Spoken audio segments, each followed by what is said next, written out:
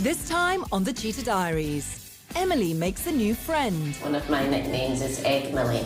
So this is Egg Millie. Egg Millie. Joseph shows us just what ambassadors are made of. He came to help us teach you guys about cheetahs. Chobe's mystery health crisis continues. And we just all really wanted to be over with, and obviously for his welfare, whatever the issue is, we want to solve it and get him to feel better. And is it farewell to Zaza? And it's just heartbreaking to see it. I mean, it never stops hurting you.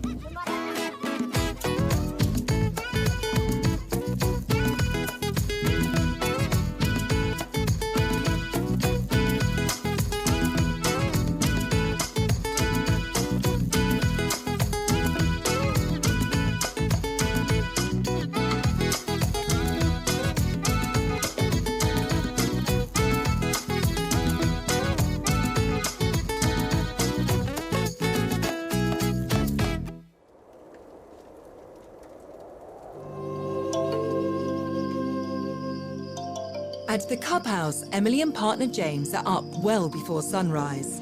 It's a big day for them and for cubs Brock, Cole and Yell, who are saying goodbye. The morning has finally arrived when we're travelling them back up to the Anne van Dyck Centre. So just making sure all the paperwork's in order.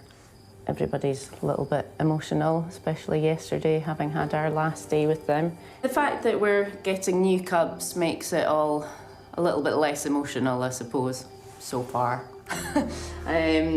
We're concentrating on new cubs that are arriving, getting everything organised for them.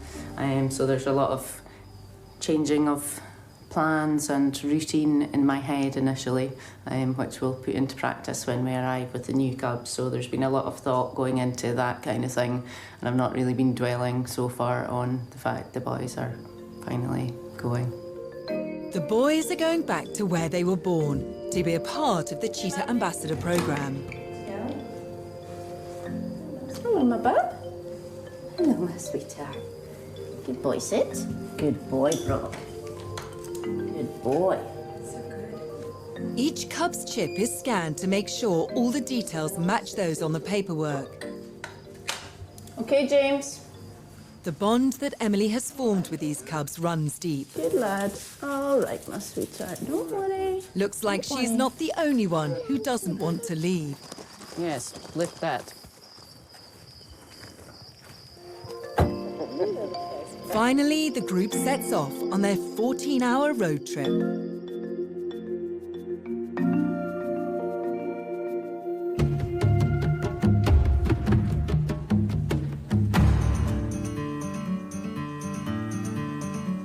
All cheetah ambassadors play a crucial role in raising awareness about the conservation status of the species through a unique touch program. Today, children from the American International School will meet Joseph, something that could change the way they think about these big cats forever. Guys, remember, when you're going into the enclosure, how have you got to pet the cheetah? Need to do it in a straight line. Yep. Nice and firm. So nice, firm, flat hand, and where? On his tummy? No, on his side and his back. On his side and his back. Very good. Yeah. Do we touch his head? No. No. Do we touch his feet? No. How about his tail? No. You guys are smart. Each cheetah has a completely different pattern of spots. So it's kind of like a fingerprint. Yeah, so it's like that cheetah over there has a very different pattern than that guy, than Joseph. So then that's how you know who's who, right? Exactly, yeah. We are from the American International School, so this trip really fits in well with our overall curriculum. And for 5th grade, one of our end-of-the-year themes is to make a difference.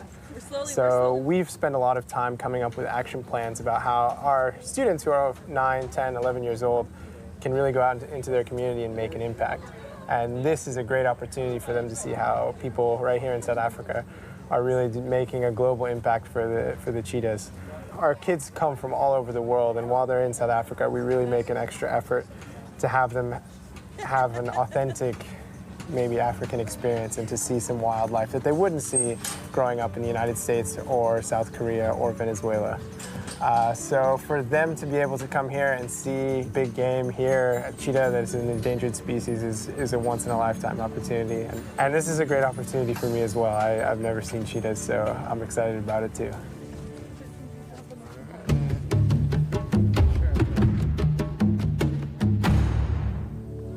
Not all cheetahs make successful ambassadors. Chobe was a rising star with huge potential until an obsession with his tail derailed his career. It was actually bitten off, and a little piece of bone as well as some nerve and arteries were exposed. So obviously we had to immediately take him to the vet clinic, and they had a good look at it and realized that we would have to do surgery to amputate it cleanly. Liesel is worried that he's at it again. He started showing a bit of an interest in the tail again, and we've seen some signs of licking and chewing on it. So we've scheduled another appointment with Dr. Van Sale today to have it checked. Baby boy, hello. It's okay. Oh, let me get it. Let's see what that tail looks like. Every morning when we come in, have a look at it, we hope that there's no more damage. You're just never sure what you're going to find, and it does look like there was a little bit more work done on that tail, unfortunately. We're really just not sure what the cause is of his preoccupation with that tail, whether there's some sort of behavioral issue or whether there's actually a physical underlying element to it. We're all very, very concerned about Chobe.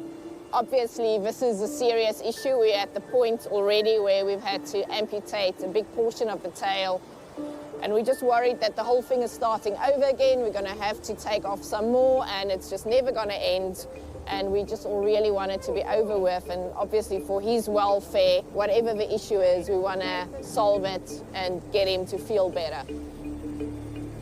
Hopefully, this visit to the vet will solve the problem.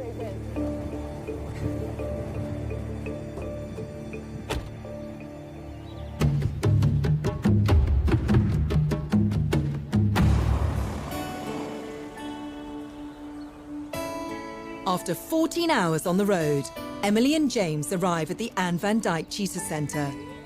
Now they have to face saying goodbye to the boys, but not before Emily ensures that they are settled.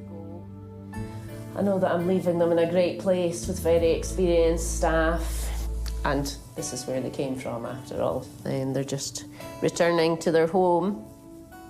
I mean, the other great thing about them being here is, even though I will be saying goodbye, it doesn't necessarily mean goodbye forever. It was the brave one. Good boy. It's nice and sunny, guys. Hi. Hi, Bubs.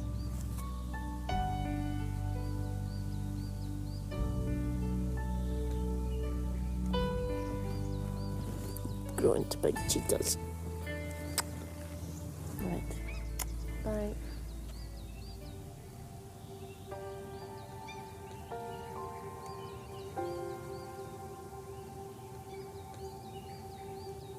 Luckily, Emily won't have too much time for tears, as she's collecting 5 new cubs later today, all destined to become cheetah ambassadors.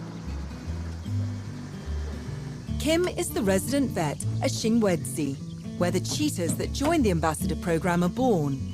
She's meeting Emily to hand over the new recruits. Nice to see you. Yes. So you're here to fetch your babies? Yes.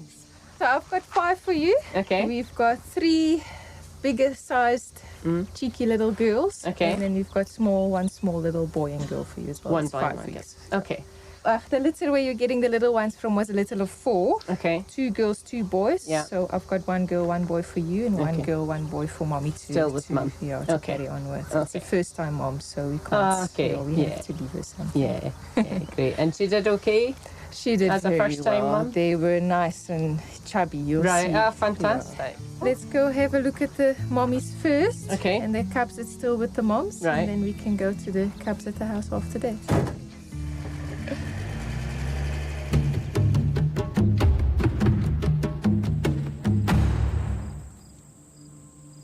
Meanwhile, back at Cheetah Outreach, retired ambassador Cheetah Zaza is in rapid decline.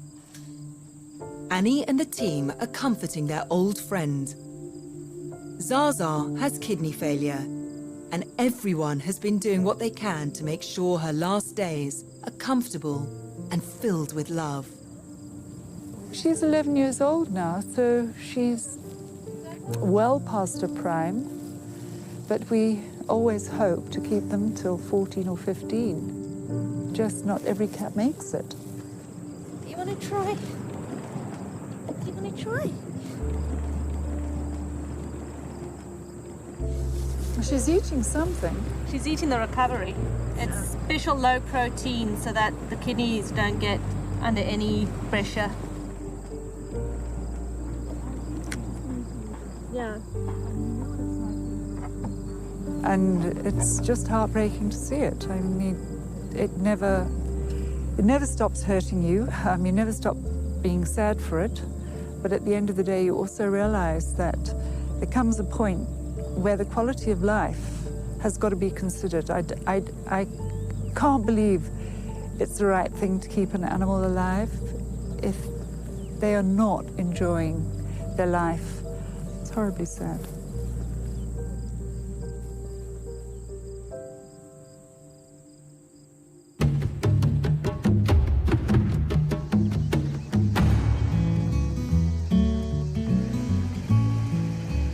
Emily has been raising cheetah cubs in Cape Town for years, but she's never had the opportunity to travel north to meet their mums.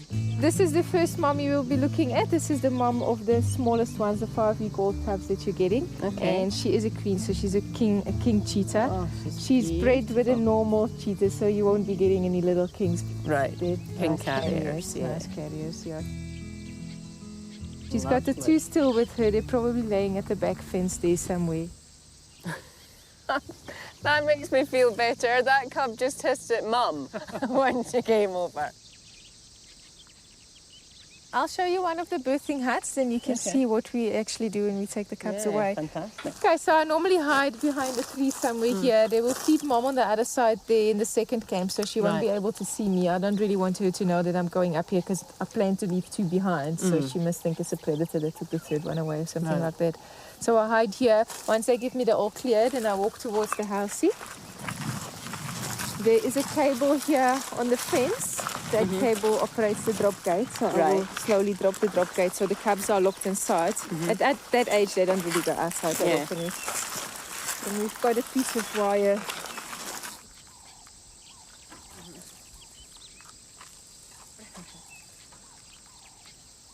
So we sneak in here.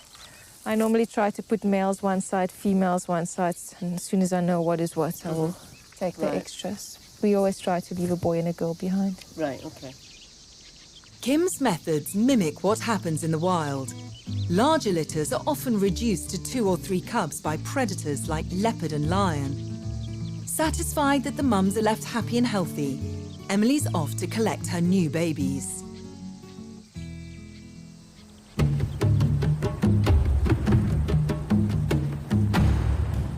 Okay, guys, follow me. Nice single file, please. Okay, he's facing this way, so we have to go all the way around, all right? There's something about Joseph's personality that wins people over every time. And then we're going to get you up one at a time to stroke the cheetah. So if you're first, you can crouch down right next to the handler there, and then you can stroke him with a nice, firm, flat hand. That's perfect. What does he feel like? Soft. Let's get everybody a chance to come up. So the next one, and then if you move there. Kiddo. That's great. Now, did you know that cheetahs can run faster than any animal on Earth? Why did he come here? He came to help us teach you guys about cheetahs. Okay, do you want to swap over again? Okay, go for it, Jim. Cool. I want to tell my dad about it when I see him when he comes back from Iraq. Should we let your teacher have a go? He looks more excited than anybody else. Kids, stay up against the fence for me, and then the teacher can come in and stroke. And what impression did Joseph make on these young ones? was very fun and exciting, but it's kind of scary too. The best thing about today was learning about the cheetahs and how endangered they were, and about how they have different prints on them so you can identify them. Well, I actually didn't know they were endangered until now, because I thought there were lots of them. But obviously there aren't that many. Another successful encounter, and a few more bright sparks spreading the word about saving the cheetah.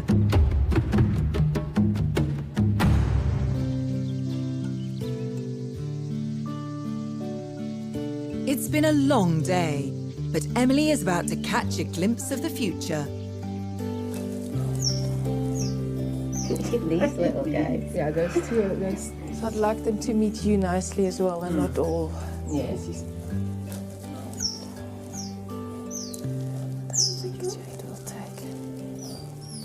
But you'll see when she actually drinks the best of the three. You just need to give it some time to relax and. Keep it hissing. Okay, my angel. You're that hungry. I'm going to give you some mince. You don't have to mince my finger.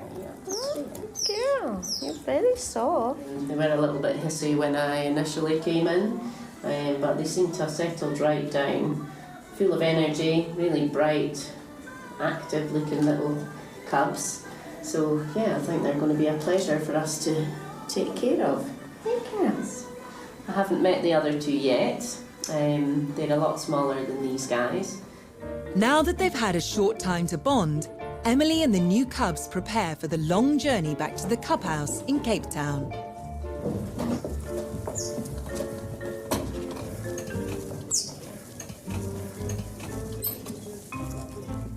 Thank you. Nice to see you again. I hope they settle down nicely and they can. I think they'll be fine. I like things with a little bit of character. Quite nice for me, actually, meeting the new cubs the same day as I've said goodbye to the boys. It was quite an emotional farewell. But, you know, the circle has started again. We've got new little fluff balls who are coming to our care now, so we'll focus our energy and our efforts on them. And obviously the girls who are waiting back for us, who no doubt will seem enormous now we've seen these tiny ones again.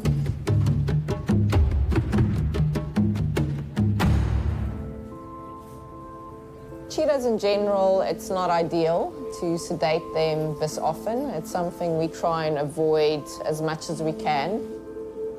Chobe, we have again with the tail issue. It healed up very well after the surgery before, but now the last week or so started showing interest again, more biting, licking, preoccupied with it. And there's now some scabs and scar tissue and raw spots, and we're just worried it's going to all escalate again. Okay. All right, we'll knock him out, have a look at the tail, see what we can do about that. There we go. Okay, let's go. Okay, let's just place the joker and get him under G.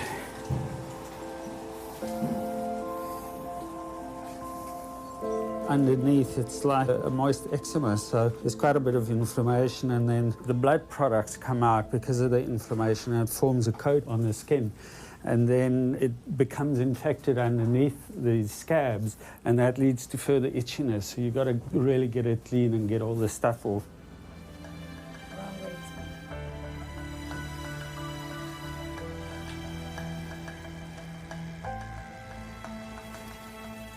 Definitely looks worse than I expected.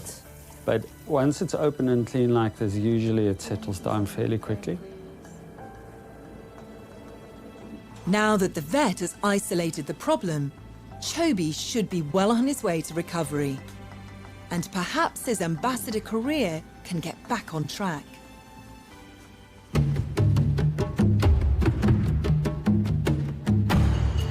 After travelling all the way from the northwest province down to Cape Town, Emily and the cubs have finally arrived at Aikendal. Let's hope Duach, Egg, Fleet, Gunnar and Harris all settle quickly into their new home. Your sister's out here already. She was brave. You guys want to come? We've just come straight from Shingwetsi with these cubs. Mix of emotions at the moment. It's been a long few days delivering the boys and picking up these new ones. I'm obviously really sad to have said goodbye to the boys, but new excitements ahead.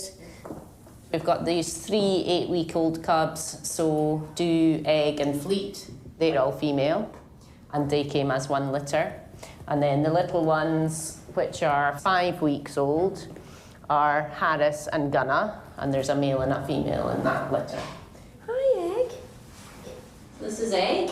She's decided that she's my little friend, which is quite fun for me, because one of my nicknames is Egg Millie. So this is Egg Millie. Egg Millie. Hi. Had an early start this morning to go and fetch these little guys, and lack of sleep doesn't matter now. It's all good. They're beautiful, and who needs sleep right now? Me.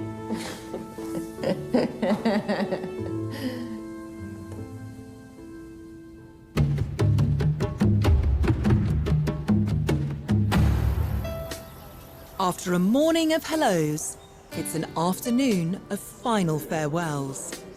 Zaza succumbed to her illness. Now her friends and family have gathered to remember the amazing ambassador that was.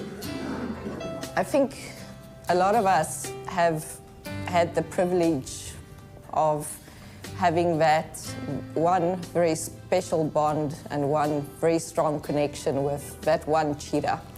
And, you know, I know some of you have had that, and us that have experienced that know that it's the biggest privilege of your life. It gives you the most precious, joyful moments of your life, and it also hurts like hell when it comes to an end, of course, because you really give it your all and you're so in love with this animal.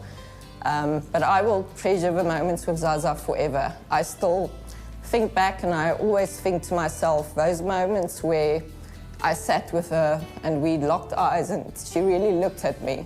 Those are the most precious moments I've ever had at Cheetah Outreach, and I will never ever forget it, and it will never be the same for me again. I can't talk about Zaza without talking about Savannah too. Those two girls were so important to my life. Like Mike said, they were my children. And when Savannah died, sorry, I'm gonna try and get through this. Zaza she saved me with her love. She really did. I don't know how I would have gotten through it without her. I will never ever bond with another cheetah like that again, ever. But I'm just so happy that they were part of my life.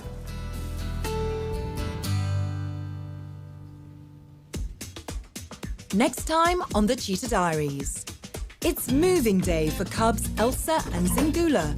I suppose we should just open up and see what happens. Mercedes spends a rainy night with her new boyfriend. Hopefully the rain will make them feel more romantic and snuggly. Just how many pups has Janet had? From the vet's visit, we were told that there was possibly 2. And Mother Nature deals Cheetah Outreach a heavy blow. Very uncertain times for us. We obviously can't come back here.